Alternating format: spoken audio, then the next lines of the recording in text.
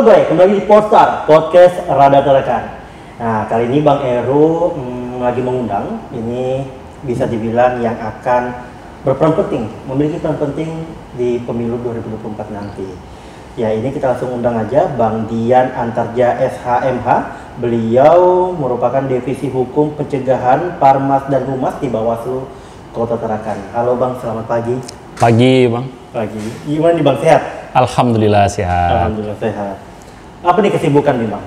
Kalau untuk Bawaslu Tarakan saat ini kita rekrutmen Panwascam. Oh iya, lagi rekrutmen ya? Ya. Ini saya juga lihat beredar di media-media sosial. Betul. Gimana Bang sejauh ini? Ya, kemarin tanggal 27 itu sudah tutup pendaftarannya. Nah, sekarang tanggal 28 sampai tanggal 30 sama tanggal 1 itu masih penelitian berkas administrasi. Oke. Jadi kita meneliti apakah kemudian pendaftar-pendaftar ini lulus pemberkasan secara administrasi. Bagaimana untuk responnya sendiri bagaimana Bang? Kalau menurut saya luar biasa sih dari pemuda-pemudi Tarakan ini. Yang mendaftar sekitar 75 orang. Dari 75 itu 50 laki-laki, 25 perempuan. 25 perempuan? 25 perempuan. Artinya ini kan bisa dilihat antusiasme perempuan kali ini untuk mengawal pemilu cukup tinggi. Cukup tinggi? Iya. Bisa dibilang ini milenial kah atau memang rata-rata usianya juga muda? Iya, kalau dalam Undang-Undang 7 itu kan pengawas tingkat kecamatan minimal 25 tahun. 25 tahun? Iya, karena dia minimal 25 tahun ya bisa dikategorikan milenial lah. Oke. Karena kan kategori milenial ini biasanya antara kisaran antara 20 sampai 30-an ya, 40-an ya gitu. Memang rata-rata yang mendaftar di Panwascam ini muda-muda. Muda-muda Bang? Muda-muda. Oke, jadi memang juga di era milenial sekarang juga Bang ya? Iya. Kalau untuk harapannya sendiri dengan adanya anak-anak muda mendaftar di Panwascam ini apa nih Bang? Apa harapannya untuk pemilu nanti ke depannya Bang? Ya, menjalankan tugas kewajiban dan kewenangannya dengan baik, itu harapannya. Terus yang kedua ya, kita berharap bisa netral. Netral? Iya, karena pengawas ad hoc ini kan nantinya akan menjadi ujung tombak pengawasan. Benar sekali. Iya. Artinya mereka yang langsung bersinggungan langsung dengan masyarakat.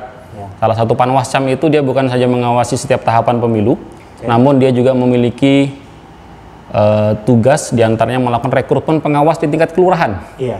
Dan juga merekrut pengawas di tingkat TPS. Oke. Nah, jadi ini bebannya luar biasa ini. Luar biasa Bang ya? Iya. Oke, karena juga yang mendaftar ini anak muda. Betul. Tentunya tidak gaptek terhadap teknologi. Iya. Tentunya mereka bermain media sosial. Ini kan suatu kelebihan juga nih Bang. Betul. Nah, apalagi mereka masuk Panwascam, tentunya mereka juga bisa menjalankan tugasnya mereka. Ya kan biasanya kan sebelum-sebelumnya itu kan rata-rata usianya udah kayak orang tua gitu ya kan. Iya. Nah, kalau sekarang kan ada anak muda, tentunya sangat membantu gitu Bang. Betul. Nah, yang saya ingin tahu kan Bang bahwa tentunya di era media sosial saat ini pengguna media sosial itu makin berkembang Bang. Dan tentunya juga pasti banyak hal-hal yang sangat diantisipasi terutama Bawaslu Tarakan. Kayak gitu. Sejauh ini bagaimana yang Abang lihat, apakah sudah mulai atau sudah ada laporan masuk nih Bang terkait pelanggaran-pelanggaran terkait pemilu nih atau gimana nih Bang? Iya, kalau bicara tentang pelanggaran di media sosial, mungkin yang perlu dipahamin dulu, sumber dugaan pelanggaran di Bawaslu ada dua. Iya. Yang pertama itu laporan, yang kedua temuan. Nah, laporan itu sumbernya dari masyarakat, jadi semua bisa.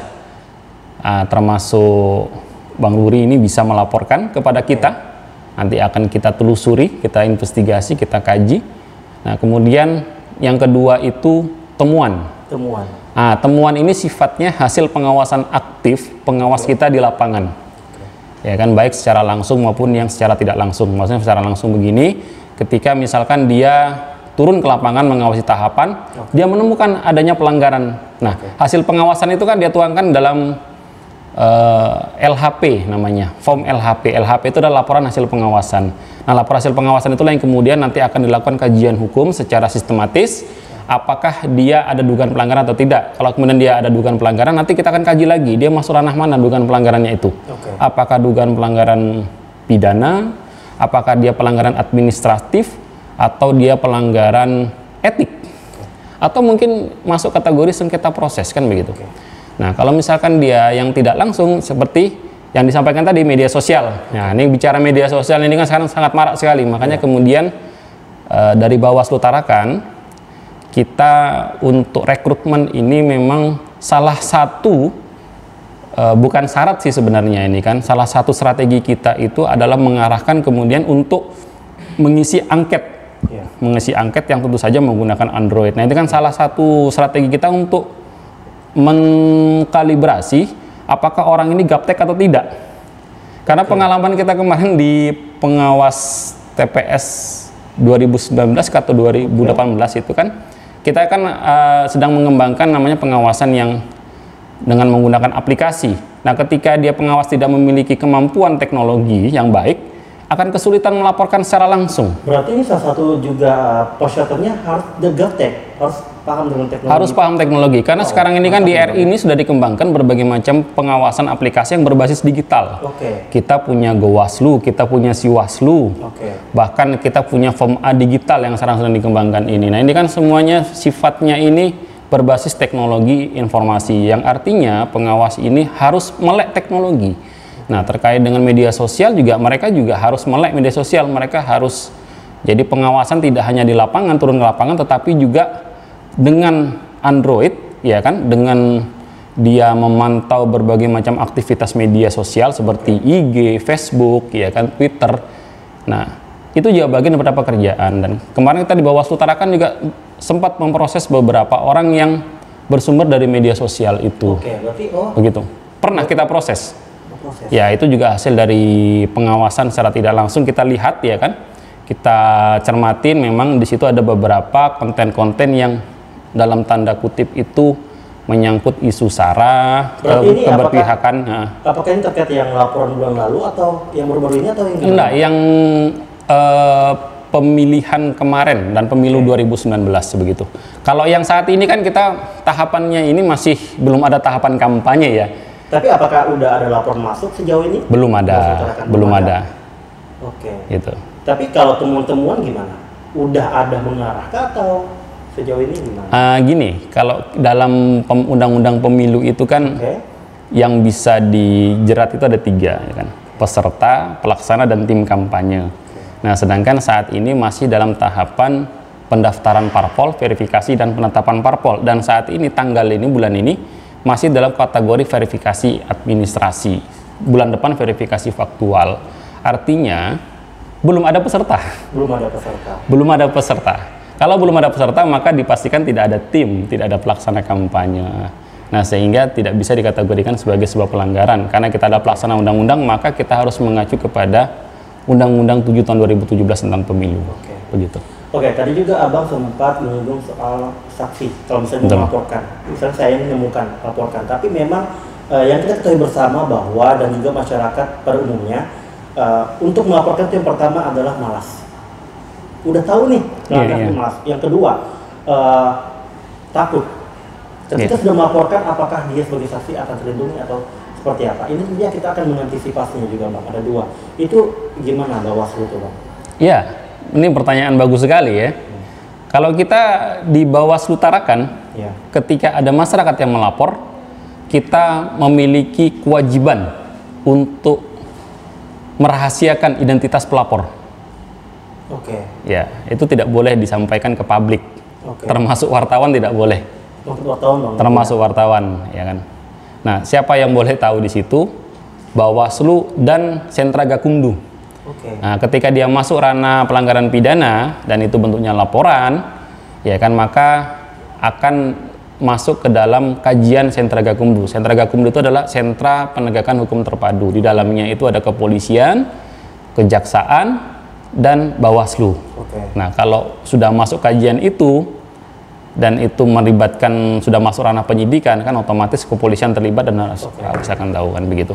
Nah, tapi kemudian kalau untuk menjamin keselamatan, kita di Bawaslu Tarakan menjamin bahwasanya rahasia itu akan terjaga. Makanya kita menghimbau kepada masyarakat untuk melapor ke Bawaslu jika melihat ada dugaan pelanggaran. Begitu. Nah, yang kedua tadi disampaikan, ini jangan-jangan masyarakat kurang paham ya. Nah, karena kurang paham ini, kita dari Bawaslu Tarakan melakukan berbagai macam upaya. Di antaranya kita melakukan sosialisasi, ya kan, baik itu yang sifatnya belusukan maupun sifatnya yang mengarah kepada pemilih pemula, pelajar, kemudian sosialisasi bukan hanya di ranah partai politik, tetapi juga langsung ke masyarakat, termasuk milenial, gitu. Dan tentunya juga ini kita akan diserbu, abang pasti paham, akun-akun fake. Bagaimana mereka yang membuat akun fake itu membuat laporan ya. Mereka mungkin lebih baik buat lapor di Facebook. Dan abang mungkin tahu satu forum yang mungkin ramai juga, forum Facebook itu yang menjadi wadahnya masyarakat untuk melaporkan setiap kegiatan. Dan terutama mereka menggunakan akun fake. Nah, bagaimana misalnya Bawaslu menemukan hal seperti itu, tidak ada mungkin pelapor, tapi ada laporan seperti Facebook. Apakah itu bisa, Bang? Bisa, misalnya saya ini menggunakan akun fake, saya melaporkan bahwa ada pelanggaran ini, memposting nggak di Facebook, apakah itu bisa dijadikan laporan atau harus ada orangnya datang gitu loh ke Bawaslu? Iya, kalau laporan itu kan ada, dia yang namanya laporan itu kan datang ke Bawaslu. Oh, berarti datang ke Bawaslu? Karena ada registrasinya. Oh gitu. Ya, ada registrasi. Jadi laporan yang bisa bisa ditindaklanjuti itu adalah laporan yang datang ke Bawaslu, ya kan, terregistrasi, gitu loh, terregistrasi. Artinya kalau dia bicara registrasi, ada syarat formil dan syarat material. Berarti kalau yang seperti itu nggak bisa ditindaklanjuti? Bukan kita tidak bisa ditindaklanjutin, kita akan menjadikan ini sebagai informasi awal, ya kan. Nah, karena yang namanya bentuk informasi awal ini kan agak panjang prosesnya ini. Tapi kalau dia orang itu sudah datang ke Bawaslu, ya kan, syarat formilnya dipenuhi seperti identitas, kemudian syarat materialnya ya berupa bukti-bukti, ya, dan bentuk pelanggarannya apa, nanti baru itu yang kemudian kita bisa registrasi, kita tidak lanjutin. Nah, kalau misalkan informasi awal itu biasanya kita melakukan investigasi. Nah, kalau investigasi itu ya ini juga memang salah satu problem kita ya, akun-akun fake ini. Ya, kita tetap nanti melihat apakah memang ada dugaan pelanggaran di situ atau tidak. Karena bisa jadi juga akun-akun fake itu sekedar ingin apa sih istilahnya itu, memancing di air crew. Iya, benar sekali. Iya kan? Iya. Apakah sudah masuk ranah-ranah pemilu, pilgub itu banjir sekali yang seperti itu. Nah, kita tuh bingung. Ini istilahnya tuh kalau kita bicara pelanggaran, apalagi ranah pidana, ini kan ranah formil, harus jelas ini. Ini tempatnya, lokusnya di mana, tempusnya di mana, ya kan? Lokus ini kita bicara tempat, kemudian tempus ini berbicara waktu. Itu di mana? Jangan-jangan yang diupload ini atau yang diposting ini sudah berlalu. Nah, itu pernah kita ada beberapa yang berasal dari informasi seperti itu. Ya kan, kita tidak lanjut, ternyata itu sudah lama sekali tetapi baru diposting. Ada yang memang juga dia tidak masuk ranah itu, atau bisa jadi itu masuk pelanggaran peraturan lainnya. Seperti itu. Oke, aku juga sebelumnya mau bertanya juga Bang Dian. Kalau Bang Dian ini di Bawaslu terakhir udah berapa lama sih? Saya lupa tanya tadi itu udah berapa lama? Saya terpilih itu 2018. Ya, ini kan untuk Bawaslu Kabupaten Kota ini kan baru sejak 2018 permanen. Ya, saya bisa dibilang saya, Pak Ketua Muhammad Zulfauzi Hasli ini, kemudian Pak Jupri dan Pak Sule yang sekarang naik di provinsi, itu merupakan generasi daripada Bawaslu Kota Tarakan untuk generasi yang pertama untuk permanen. Ya, karena sebelumnya itu kan dia masih Panwaslu. Ya, itu. Bang Dian, aku mau nanya nih, mungkin itu Bang Dian mau jujur di sini. Bang Dian selama dari 2018 Bang ya, berarti udah kurang lebih berapa tahun tuh Bang untuk sampai saat ini? Mau jalan 4 tahun, 5 tahun lah.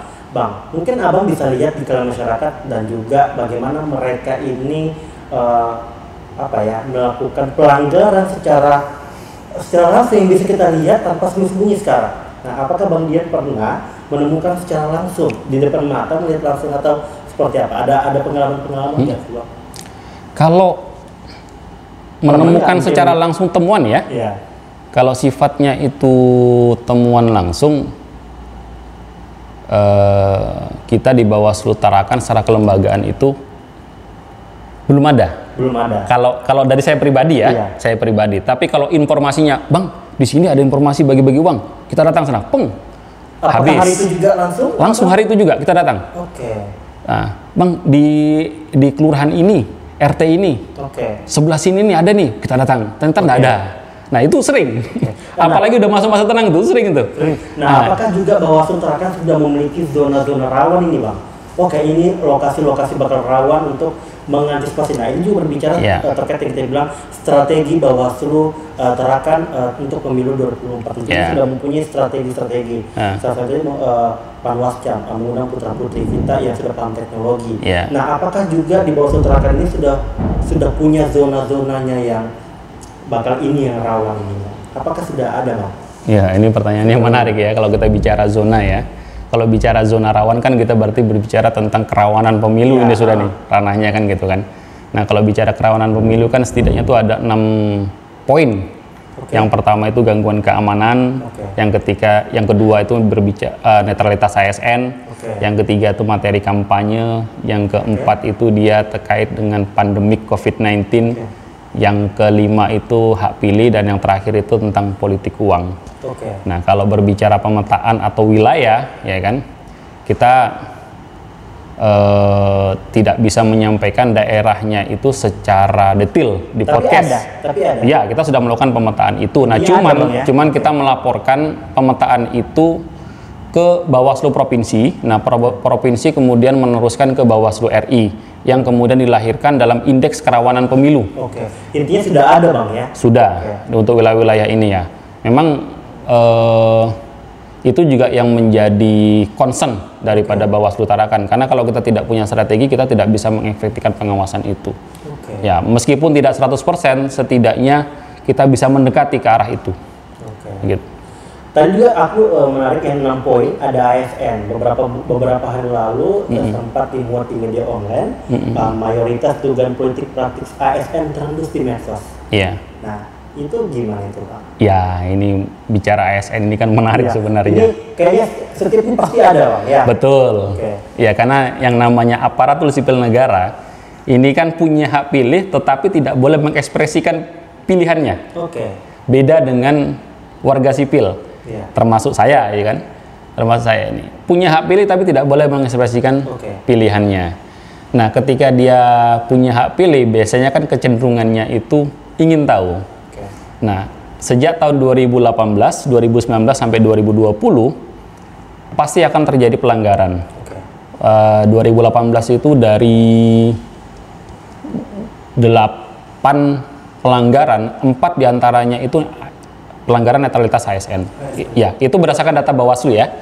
Kemudian 2019 ada 14 pelanggaran, itu 2 netralitas ASN pelanggaran. Kemudian di 2020 yang kemarin ini dari 18 pelanggaran hanya 1 netralitas ASN. Jadi di sini artinya ada penurunan. Ada penurunan. Jadi pelanggaran netralitas ASN itu terjadi setiap kali pemilu maupun pemilihan, tetapi ada, Bang, ya? Trendingnya menurun.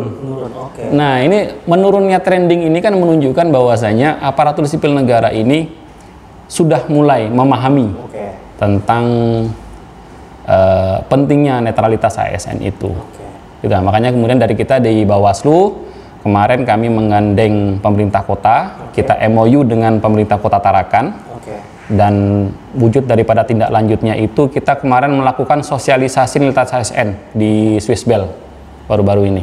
Sosialisasi juga sudah dilakukan Bang ya? Bang Dian, aku ingin tahu nih Bang Dian selama kurang lebih menjabat dari 2018 sampai sekarang, tentunya Abang memiliki banyak pengalaman tentunya terkait pemilu ini, baik yang di era media sosial ataupun juga bertemu dengan banyaknya masyarakat. Ada nggak pengalaman unik Bang Dian selama bekerja ini Bang? Kalau kita sebagai pengawas, bagi saya semuanya unik. Kenapa saya bilang unik? Karena ketika kita masuk ke wilayah pemilih pemula, yang notabene pelajar, kita menemukan terkadang pelajar itu ternyata pola pikirnya sudah maju-maju. Iya kan? Kalau kita masuk ke ranah milenial, ternyata mereka lebih kritis. Ya kan? Nah, ini kan juga menjadi masukan. Jadi kalau ditanya ada gak pengalaman unik, kayaknya unik semua saya. Maksudnya kritis itu kayak gimana Bang? Pernah bertemu langsung dengan pelajar gitu? Iya, kemarin kan kita baru-baru ini menyampaikan kita salah satu strategi untuk menghadapi pemilu 2024 ini kan kita melakukan sosialisasi di pemilih pemula. Ke sekolah-sekolah gitu? Iya, ke sekolah-sekolah. Dan itu memang sering kita lakukan mulai dari pemilu 2019, Pilgub 2020. Hanya saja untuk yang menghadapi 2024 ini kita rubah skemanya. Kalau biasanya kita masuk ke kelas-kelas kita ceramah, kalau ceramah itu kan kadang orang, oh iya Pak, ya, oh ya, gitu kan, gitu ya kan, kapan selesainya gitu kan. Nah ini, gitu, Pak. Nah itu, ya meskipun ada 1-2 pertanyaan yang cukup kritis, misalkan kenapa kita harus memilih, toh juga pada akhirnya nih gitu kan, nanti yang dipilih ini tidak begini kan gitu kan. Nah, kalau yang 2022 kemarin untuk pemilih pemula kita rubah skemanya, kita bikin kontestasi debat pelajar. Debat pelajar. Nah ternyata dalam kontestasi debat pelajar itu bahkan ketika teman-teman RI datang itu kaget, kemampuan anak pelajar Tarakan ini setara dengan kompetisi debat pelajar tingkat mahasiswa. Nah, itu ternyata mereka kritis-kritis karena kita memberikan juga mosi-mosi tema-tema itu yang cukup kritis, diantaranya keterwakilan 30% perempuan, apakah pilkada langsung atau tidak langsung, bukan hanya isu money politik dan isu sara. Saya kira itu kan hal biasa itu. Kita pancing mereka untuk masuk ke wilayah-wilayah yang memang cukup sensitif dan mereka bisa membawakan itu dengan baik. Makanya saya bilang itu unik. Unik. Nah itu yang dari pemilih pemula. Kemudian kalau dari pemilih-pemilih yang kemarin kita pengalaman Bawaslu belusukan itu, waktu pemilu 2019 dan pemilu 2020 kita, kalau yang belusukan itu kan kita datang ke wilayah-wilayah kayak daerah pesisir, daerah perkebunan. Kayak yang pernah kita lakukan itu kita datang ke wilayah timur, Binalatung yang lurus sana dalam itu, awal apa Binalatung itu kan sampai ujung sana, ujungnya. Kemudian kalau untuk Tarakan Utara itu kita paling ujung juga. Nah itu terkadang kita menemukan di sana kita melakukan sosialisasi sudah panjang lebar ini, ngobrol udah mau 1,5 jam, kita bertiga ngomong, bertanya dia, mohon maaf mas ya, saya mau nanya, saya ini tertarik dengan apa yang saya sampaikan ini. Nah terus pertanyaan saya, sampai ini dari partai politik mana? Terus ada lagi pertanyaan, saya ini baru tahu kalau Bawaslu nggak kesini, mungkin saya nggak tahu kalau sedang ada pemilihan. Yang lucunya lagi waktu kita pernah di wilayah mana itu, utara kalau nggak timur ya, lupa saya itu, ada pertanyaan cukup menarik. Dia bertanya, ini kan namanya pesta demokrasi kan pesta mas gitu kan. Nah terus kalau pesta itu kan berarti boleh dong kita menerima, kan kita ikut berbagi ya, maksudnya menerima apa ini kan? Nah, menerima amplop dan lain sebagainya. Nah itu kan mindset berpikir masyarakat yang pada umumnya yang perlu kita luruskan, perlu kita sampaikan. Ya karena saya backgroundnya kemarin itu dari Bawaslu sebagai penyelenggara, ya kita sampaikan bagaimana dari segi normatifnya, ya kan dari segi hukumnya. Karena itu mayoritas pada saat itu yang bertanya adalah orang Islam, kita mencoba untuk masuk ke ranah-ranah agama. Ya kita berharap kalaupun dia tidak takut dengan hukum manusia, setidaknya dia takut dengan hukum Tuhan kan. Nah lihat dari Bawaslu belusukan itu, akhirnya kita berpikir kayaknya perlu kita gandeng ini ormas-ormas keagamaan. Nah kita kemarin sudah menggandeng banyak ormas keagamaan dan kita juga sosialisasi di berbagai macam ormas keagamaan gitu. Kalau di Tarakan yang sempat kita MOU itu dengan NU, Muhammadiyah, LDII, Hidayatullah kan, dan beberapa ormas keagamaan lainnya. Kalau OKP yang bawaan turunannya hampir semua. OKP yang dibawa ormas keagamaan besar-besar itu. Jadi gitu mas. Kalau dari pengamatan Bang Dian sendiri di 2024 ini bakal rame banget nggak sih kalau tidak? 2024? Iya, bakal rame banget nggak sih? Sangat rame. Sangat rame. Kenapa? Karena di tahun yang sama, pemilu bulan Februari, November itu sudah pilkada. Pilkadanya pilkada serentak lagi, bukan hanya pilwali. Artinya pilkada serentak ini kita, masyarakat Tarakan, dihadapkan untuk memilih gubernur dan wali kota. Di tahun yang sama. Ketika bulan November itu sudah ditetapkan dan itu ada normanya di dalam Undang-Undang 10. Ini kan dua undang-undang yang berbeda nih. Pemilu pakai Undang-Undang 7, Pilkada pakai Undang-Undang 10 tahun 2016 yang berubah menjadi Undang-Undang nomor 6 tahun 2020. Nah, ini dua undang-undang yang berbeda. Nah, artinya ketika dia menggunakan undang-undang berbeda, maka ada perlakuan yang berbeda. Ini juga kadang-kadang masyarakat harus paham ini. Iya. Gitu kan? Ada yang dibolehkan di undang-undang pemilu, ada yang tidak dibolehkan undang-undang pilkada. Nah, ya kan? Ada yang bisa dijerat di pilkada, yang di pemilu tidak bisa. Kan begitu. Nah, ketika dia di tahun yang sama, maka tidak menutup kemungkinan akan ada tahapan yang saling beririsan. Iya. Nah, tantangannya di situ, tahapan yang saling beririsan. Tahapannya. Ya. Nah, ketika ada tahapan yang saling beririsan ini, maka kita dihadapkan untuk mengawas dua hal yang berbeda. Oke. Sementara SDM-nya satu, penyelenggaranya tetap sama. Iya kan? Nah, ini kan akan menjadi tantangan baru, ya kan?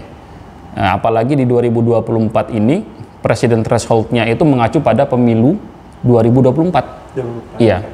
Kalau yang kemarin kan pilkada atau pilgub 2020 kan mengacu 2019. Itu kan masih agak jauh ranknya itu. Nah, kalau ini pilkada 2024 mengacu pada pemilu 2024. Nah, ini makanya saya bilang tantangan. Ya, itu yang menjadi tanggung jawab kita bersama. Mari kita jaga bersama-sama pemilu ini.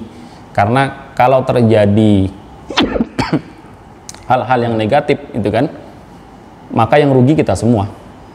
Ya kan? Yang rugi kita semua. Bahkan di Tarakan ini kemarin kita sudah melewati pilkada serentak, kita melewati pileg 2019, pilkada serentak itu. Alhamdulillah Tarakan ini bisa termasuk Provinsi Kaltara, bisa dibilang teraman se-Indonesia. Teraman, Bang? Teraman se-Indonesia.